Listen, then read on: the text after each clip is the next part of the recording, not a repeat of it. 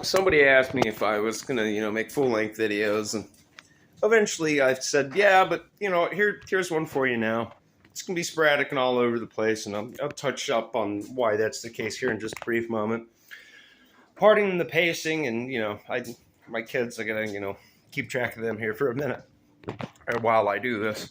But you know, let me touch back to the sporadic and all over the place, which will explain a lot of my shorts that I'm flooding to everybody, and that would be I grew up in the foster care system. I was introduced to it at about 3.5 to 4 years old, and technically never left until 18. But from the ages of 5 all the way up about till 15 to 16, I was on a very assortment of different amphetamine medications.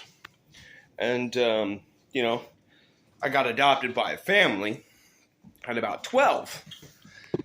Well, the gentleman, Mr. Matula, decided that, he didn't like the fact that a kid was on amphetamines. So he started to take me off of them. And what he didn't account for was the fact that, 60 milligrams is an adult dosage, and they were giving that to a 5 or 6-year-old, me. Well, long story short for that, it has destroyed my ability of focus. It has made it almost impossible to sleep through the night. And a various other assortment of awful things that just make my life extremely difficult. So, I got left behind. So I told all my life, the potential that you have. Potential doesn't mean anything if nobody's willing to, help potential grow. And, floating from home to home in the foster care system definitely didn't flourish. That it made me, have a lack of permanency mentally and physically. So, it's led me as an adult to self-sabotage most of my, relationships, my jobs, my situations for fear that, it's going to be taken away from me anyway. Why would I grow attached to it? And then that was reinforced with various medications, like I had mentioned. And I'd been bounced around on medications. It went from Adderall to Ritalin to Vyvanse. Whatever was in at the time is what we were tested with.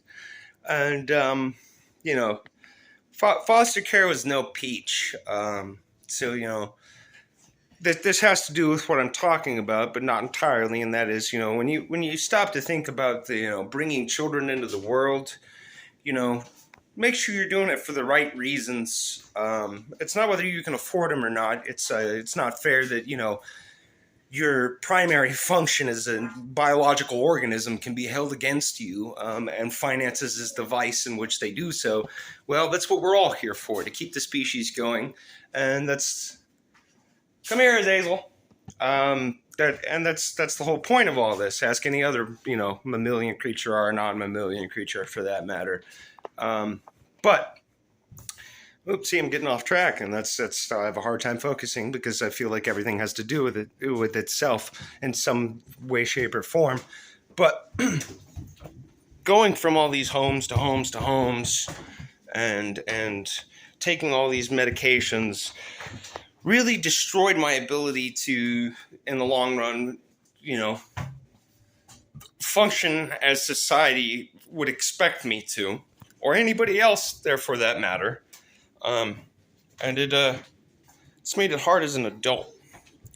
And the worst part is, I had the chance to leave the foster care system and that institution, and I got adopted by, unfortunately, a man named Mr. Matula and his wife, whom were infertile and couldn't have their own kids, so they adopted, and I fit perfectly. I even looked kind of like them. It worked. What DCF, Department of Children and Family Services, neglected to tell these people was the amount of baggage that I came with, the types of medications I was on for the types of things that I was going through. So, in other words, DCF is the one that all blame truly lays on, but we'll get to that here in a second. As soon as I hit 18, Lenny decided that he didn't want me there anymore. So he got rid of me.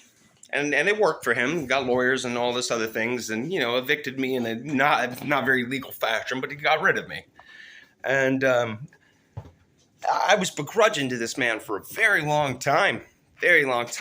But at the end of the day, is it his fault or the people that failed to disclose the amount of things that these people would have to deal with, them being agoraphobic, and also neglecting to do, extensive psychological research on these individuals before they adopt children?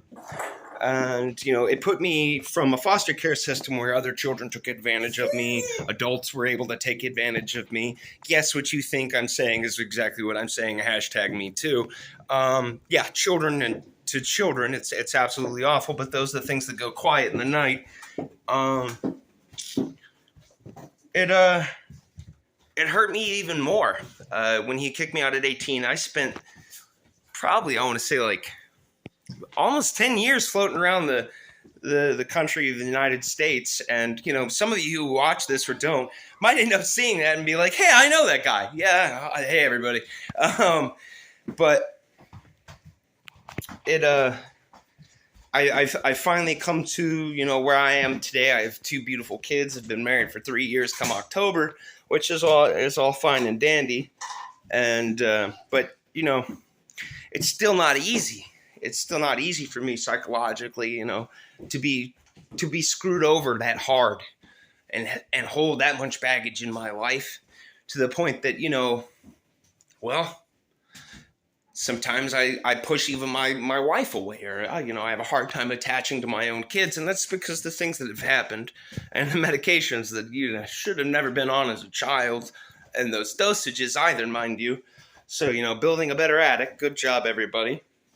Obviously, if I say everybody, I don't mean people watching. I mean the people who know that they're responsible for it.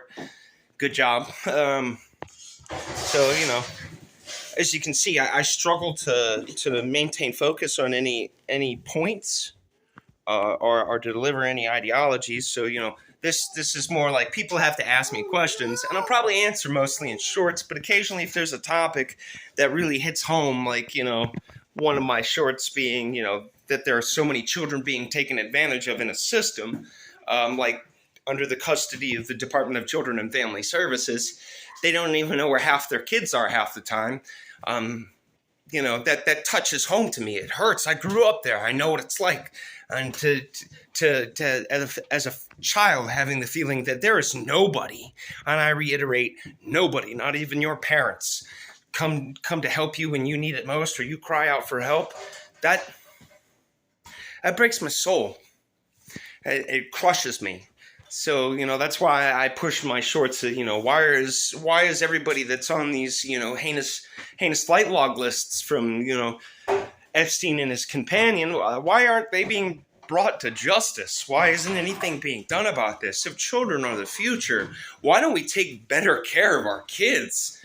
It takes a community to raise a child, and none of us are willing to act like a community, and we're too busy fighting, with tribalistic mentalities. I do apologize for all the shaky and the out of focusness. I'm no YouTuber. I'm not here for glitz and glam. I'm here just to drive home the point that we need to stick together better.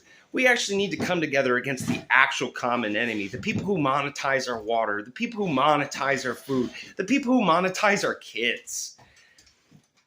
It's unacceptable. We can't allow this to go on any longer, and we unfortunately allow things like movements to stand in the way of what's actually going on, the heinousness that's occurring around us, and that we turn a blind eye to. In fact, fund with our tax dollars.